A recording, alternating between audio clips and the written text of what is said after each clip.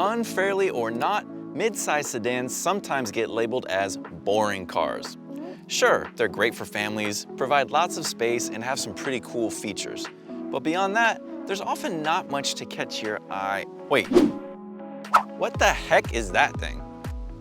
Okay, so it turns out the 2020 Hyundai Sonata actually does catch your eye. But then the way the 2020 Honda Accord drives is just as exciting as the way the Sonata looks. So should we just throw out that old boring word altogether? Let's find out.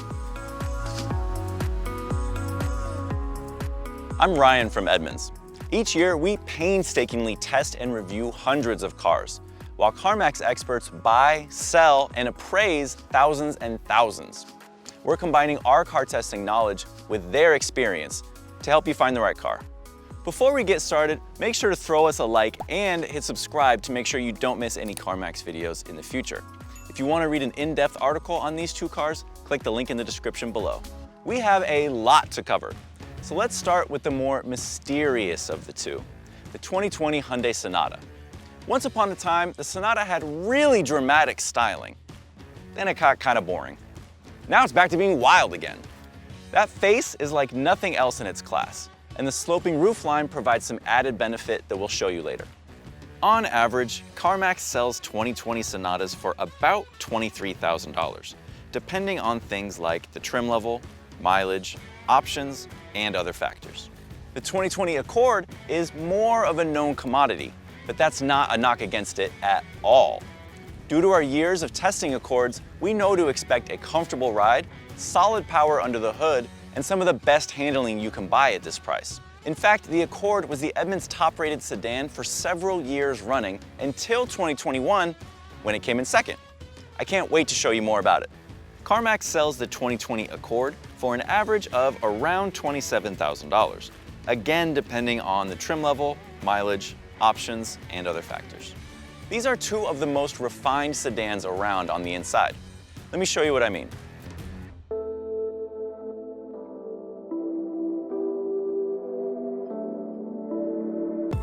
There is a lot to like about the Sonata Interior. This is a relatively base version of the car, but it still makes a good first impression. For instance, I really like this metal strip along the door that turns into the handle, and the steering wheel has a really unique and visually interesting design to it. There's also lots of space. Up front, there's plenty of room to move around and get comfortable, and there's a tilting and telescoping steering wheel so you can find a good driving position. In the center stack here, the controls are nice and easy to reach and use. In the back, if you're 6 feet tall or more, you will need to duck to get under that sloping roofline. But once inside, there's plenty of room. On paper, the Accord has a big advantage when it comes to legroom. But we found in our testing that they're both comfortable for people 6 feet or even taller.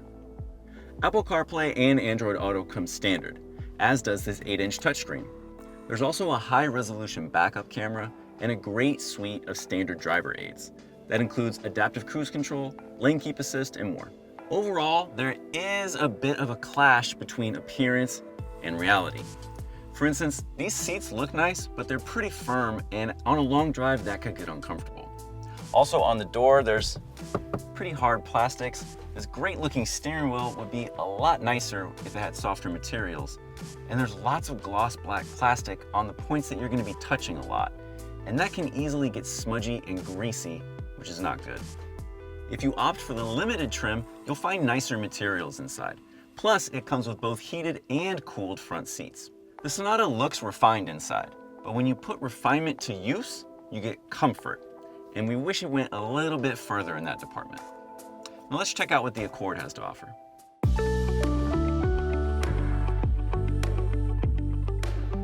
At first glance, the interior of the Accord could fool you for a luxury car, but does it hold up to a closer look? Well, the materials quality is impressive, with far more soft touch points and a lot less of that smudgy black plastic. Compared to the Sonata, the buttons are also bigger and clearer. Plus, the infotainment system is easy to use, as is the climate control. The only issue really are these steering wheel controls. There's just a lot going on here, and it's somewhat tricky to figure out. Both Apple CarPlay and Android Auto come standard, but the base touchscreen is 7 inches, which is smaller than that in the base Sonata. You can upgrade to an 8-inch unit, which we have here. Driving aids that come standard include adaptive cruise control and lane keep assist, but we found in our Edmunds testing that they are much more sensitive than those in other sedans. There's lots of space in here, and it's easier for taller folks to get into the back. When it comes to the seats, I think these are very good for the class, but compared to the Sonata's firm seats, these feel downright plush and supple. Now, the Accord does have its fair share of hard plastics, but there's far less of it throughout a comfortable interior. So, where the Sonata gets an A for effort, the Accord gets 1 for execution. Here's how they stack up on the inside. The Sonata almost pulls off a convincing copy of a luxury interior, but there are so many standard features, like a great-looking touchscreen and all those standard driving aids, that it evens it out. In the Accord, this is how it's done when it comes to interior space and quality. There are some frustrations in the user experience, like a finicky touchscreen. What about behind the wheel?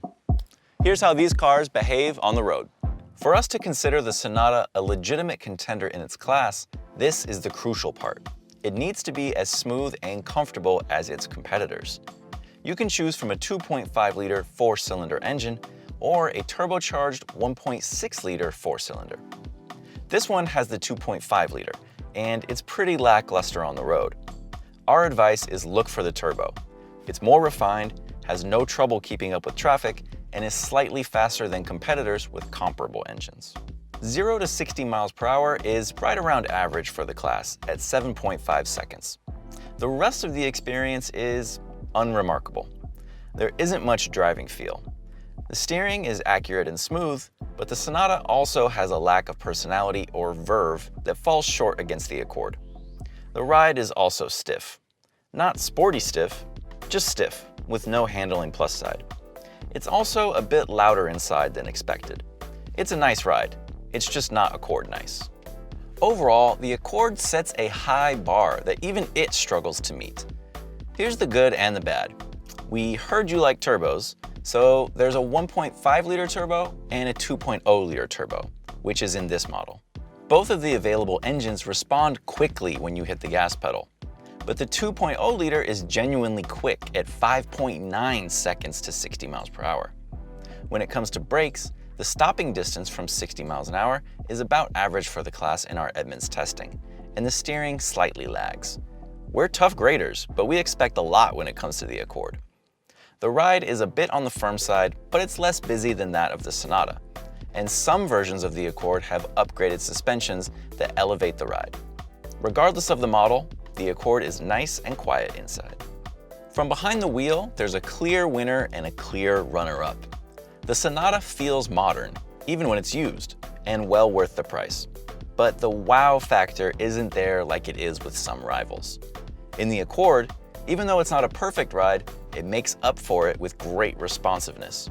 That's a huge plus in our book. When you're looking for storage and fuel economy, these are two great options.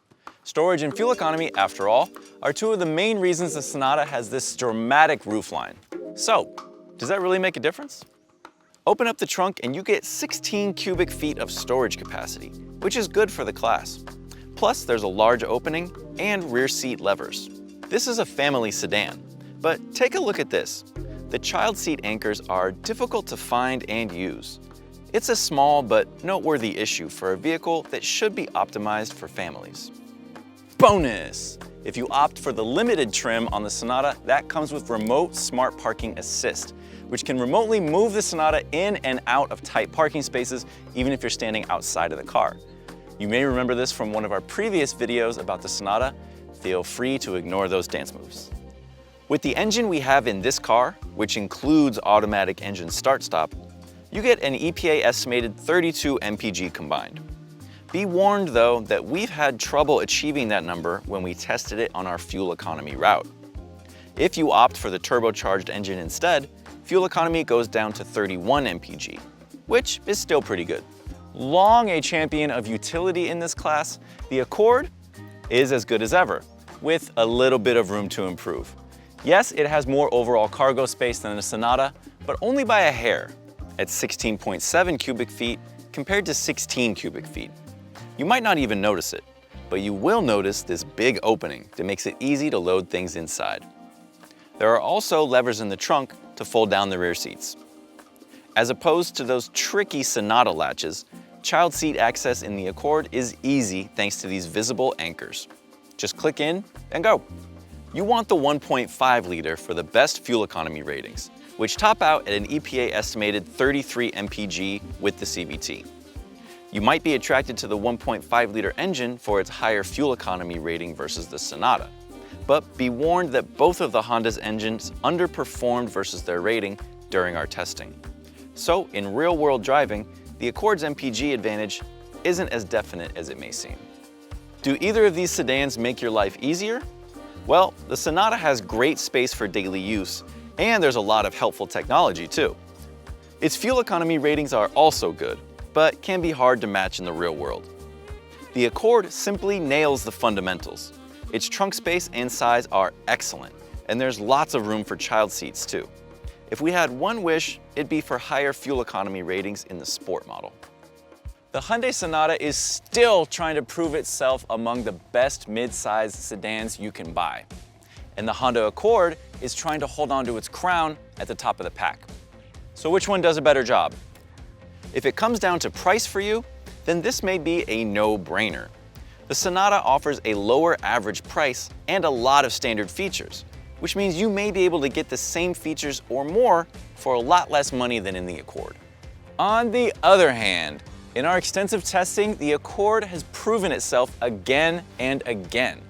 It costs more than the Sonata based on CarMax averages, but that additional cost gets you a nicer, larger, and more functional package. That's why we feel the Accord is worth every penny. Let us know which sedan you've owned and which one you might buy next in the comments below. Thanks for watching. Be sure to hit like and subscribe to see more videos like this one. And if you'd like to read an in-depth article about the pros and cons of each vehicle, click the link in the description below.